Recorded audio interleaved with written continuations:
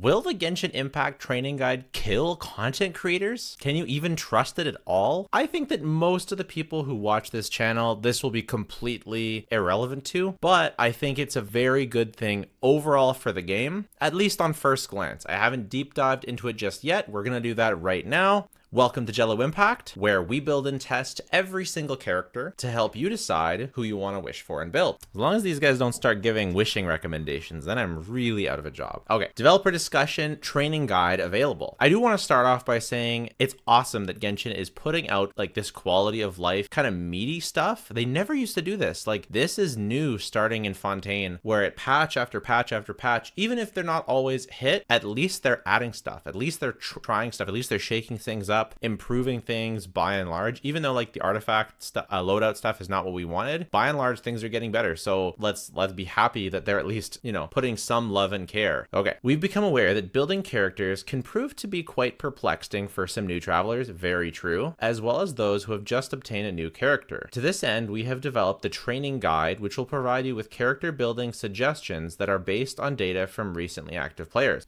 This is good overall. It's generally really good for new players, like really good for new players, that you don't have to look up a guide to build your character just basically. That's really good. I will say it's not good for players that are getting a bit more serious. Like, for example, Jaystern made this great video, Artifact Loadouts Were a Mistake, where he really highlights the problems that they had providing really unoptimal artifact guides. So that was an issue with that. I suspect some of those issues will also carry over to this, but that being said, generally looking at data from active players, it is good for beginners, because even if they make some mistakes, it's probably better than what they would have done themselves. But there still are problems with it. There are better ways they could do it, but it's definitely better than nothing. We hope that it will make your combat and exploration experience smoother. I do think it will, especially for new players, but let's get into what it actually exactly is. So you can look at your teams and it says Zhenyan, level 90, adventure power, formidable, a truly reliable companion. And it has her like sort of 90% of the green bar to the top. Gaming is relatively strong, but there's room for improvement. He's level 80. Who knows what its other stats are? He's not quite there. Barbara, level 80, relatively strong, but room for improvement. And Lisa, level 20, a bit weak. Try leveling up. Interesting. And we can see here, what did they base on? You can follow the system.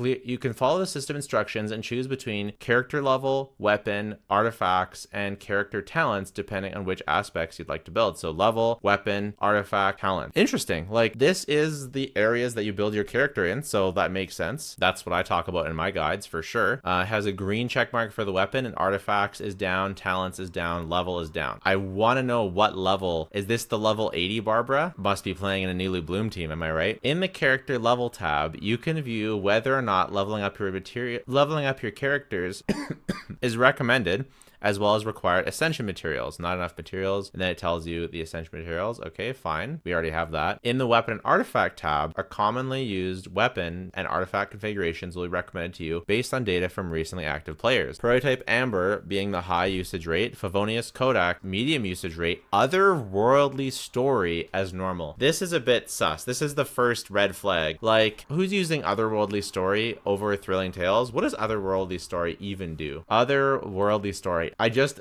talked about this in my free weapon guide. Energy recharge. Okay. Each elemental orb or particle collected restores 1.5% HP. Like, I get if they're trying to have a 3-star weapon option. I get maybe that's what they're trying to do, but it says it's based on usage rate, right? If people are actually using this, like, I get that there's a ton of new players that just get it and use it, but like, if you're using Fav and that's actually good on your team and they're recommending you Prototype Amber, and now you have to go craft it, and it's already level 90 and it's high usage rate, this kind of makes it seem like that's the one you should be using, like it's better. And that's kind of misleading in my opinion. Like, Prototype Amber isn't better than Favonius Codex. It is just another option. It can be better, but it can also be worse depending on, obviously, if your team needs more energy. And like Thrilling Tales can be really good as well.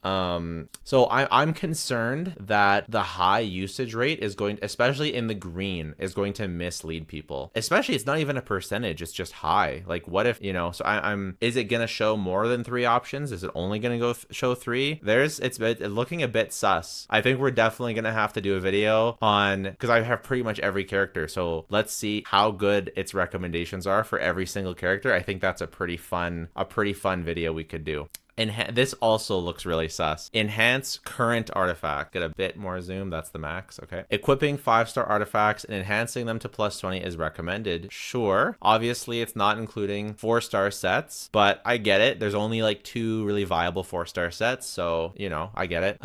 This is the part though. You've already seen it. Maiden's Beloved as plan 1. Maiden's Beloved 4-piece. They're really recommending you go out and farm Maiden's Beloved as a 4-piece. That is that's a bit sus. I mean, Clam, I could see Clam, and it links you to the domain. Oh man, imagine being a new player and farming Maiden's Beloved for your Barbara because the game told you to, because it's based on, inaccurate data from other people, and it's just this self-feedback loop, right? Whatever they put up on the top is going to be a self-fulfilling prophecy and a self-feedback loop. If there's a mistake, it's going to get perpetuated because more people will make that mistake because of it, and then more people, and then more people. I don't like that. Like, Maiden's Beloved is not like, I guess it's not like awful for Barbara, but it's just the idea of someone spending resin on that is very sad. In the character talents tab, the character's talents will be ranked by priority based on how players actively build their talents. Like, one example of this being really, really off is obviously Hu Tao, because we already have these top priority, secondary priority. It's so like, what if they're both the same priority? What if they're both wrong? I'll pull up Hu Tao for you right now. All right, the worst offender is Hu Tao, where if you go to the up references, the first priority is her skill, then her normal attack, then her burst. This is just completely false. Normal attack is way, way better than skill. It's just not even close. So I'm a little scared of, it's not like, there's not that many that are super awful, but it is a feedback loop, right? It recommends one wrong thing, everyone follows it, it keeps recommending it, keeps following it. I would love to know, does it prioritize people who have got pushed further in the abyss? Like, that would be an interesting little way to shake things up. Does it prioritize people who have 36 stars in the abyss? Maybe just a yes or no, or whoever's the most stars, that's where it mostly gives the recommendations based on. The other thing is, obviously, recommendations completely differ based on what team that you're running your characters in. Like, running Maitoma as a shield bot is completely different than running him as an elemental mastery bot. Like, it's just a completely different build, completely different stat line. Same with Raiden, same with Kazuha has 2 different builds. Like, Nilou has a couple different builds. Most people don't seriously do DPS Nilou. I want to try it though. For the next Nilou guide, I will, I promise. But for like a ton of characters, there's different builds that you can do, and this is going to completely miss out on that,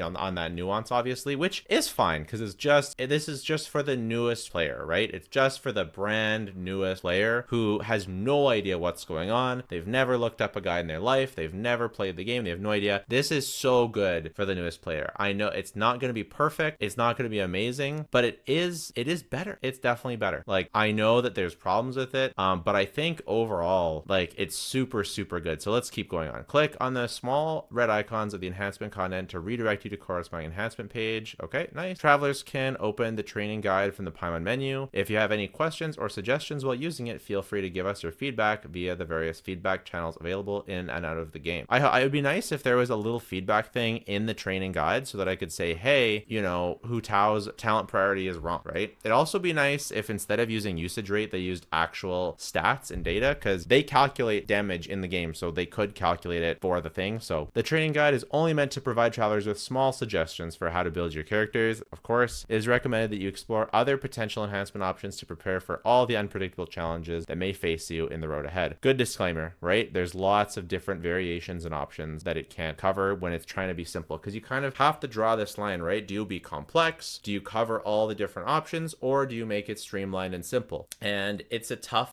thing to do. It's a tough line to walk. So I get it. I get that they are having to walk that line, and I appreciate that. I think this tells me that the basic person really knows nothing, right? Which we already know, right? But it's good to know that they know that, and that this will hopefully get them on the road of improving their combat prowess. Hopefully, if they go with the most here's what I hope. a new player can go with the most recommended set. They can feel like they're really getting stronger, like they have a plan for progression. They can make it closer and closer to the end game and have more fun rather than feeling like I have no idea what to do for artifacts. I have no idea what to do for weapons. I have no idea what to do for talents. It at least gets them on the right track. Something in the game gets them on the right track. They don't have to go onto YouTube to look things up. Something in the game gets them on the right track. That's huge for players getting into the combat system, enjoying the combat. Who knows? Maybe one day a higher percentage of people will make it further into the Spiral Abyss. They will understand combat more. They will be ready for more combat content. That might be completely hopium, but that is like, this is the way you get the casual players there, is a really easy, simple to use recommendation that they can do by themselves. Because who wants to listen to your friends tell you what to do? You want to figure it out for yourselves. And if it's telling you, you can then go, okay, this seems good. Okay, I'm going to choose this. It's kind of you choosing it versus other people telling you what to do. That feels really, really good. The next thing I hope they do is team recommendations. I hope they can recommend good, most used teams for the Spiral Abyss. That'll also provide me with content to talk about. That sounds super fun. To improve your experience when upgrading your talents, the materials needed to upgrade the talent for the next level, as well as the amount you currently have, will be displayed in the talent description. So even if you're not ascended, it'll still show you what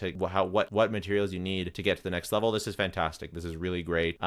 This has been super annoying for everyone for a long time. And that's all. So overall, yes, I do think that there's problems, and yes, we're gonna make videos and laugh at all the horrible builds they recommend for every single character, and that is gonna be hilarious. But overall, by and large, I think this is a really good thing. I think the artifact fast equip overall, despite its many problems, yes, it's not good for late game players. Like if you have 100% of the population, this stuff is good for the first 60 to 70% of players. This stuff is good for, and that final 20 to 30%, then you need the YouTube guide, right? But at least if they can cater towards the first 70-80% and get them up to at least somewhere that's not a horrible place, then that's a huge win for all of us. So let me know your thoughts on this. This was fun. I don't think this will replace content creators. I think if anything, it could make more people interested in the combat system and more people seek out more nuanced guide. That's what I think. Thanks so much. Take care. Bye for now.